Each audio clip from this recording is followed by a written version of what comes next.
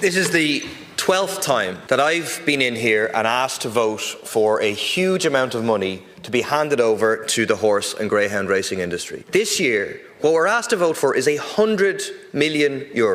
About 20 million to greyhound racing and about 80 million to horse racing.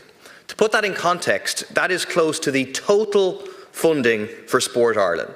It's more than 3 times the amount of core funding given to the 87 different sports bodies in this country. Adding together the GAA, the FAI, Swim Ireland, Athletics Ireland, Special Olympics Ireland, it's a yearly scandal now decades long. €100 million to gambling addiction fueling industry. And where does the money go? Does it fund the welfare of horses and greyhounds? Does it fight the scourge of gambling addiction? Does it assure decent pay for workers in the sector? Of course not. The vast majority of this money goes to prize money.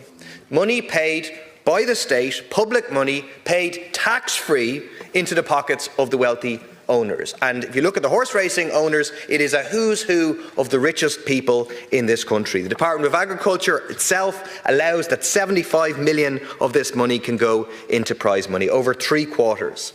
And we know we don't have to look very far to find some of these old owners, in particular greyhound owners.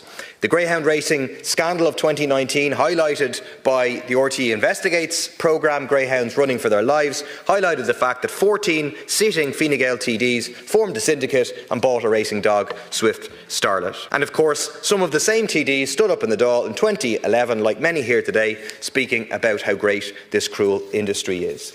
Internationally, people are moving to ban greyhound racing. Wales, Scotland, New Zealand. Instead, we're funneling more and more money to an industry that would not exist without it. Last year, I raised the fact that almost 3,000 of the 12,500 racing greyhounds born in 2021 were already dead or unaccounted for just 3 years later. How high is that number now? A report commissioned by the Minister has said that the welfare of racing greyhounds in Ireland is an existential issue for the industry.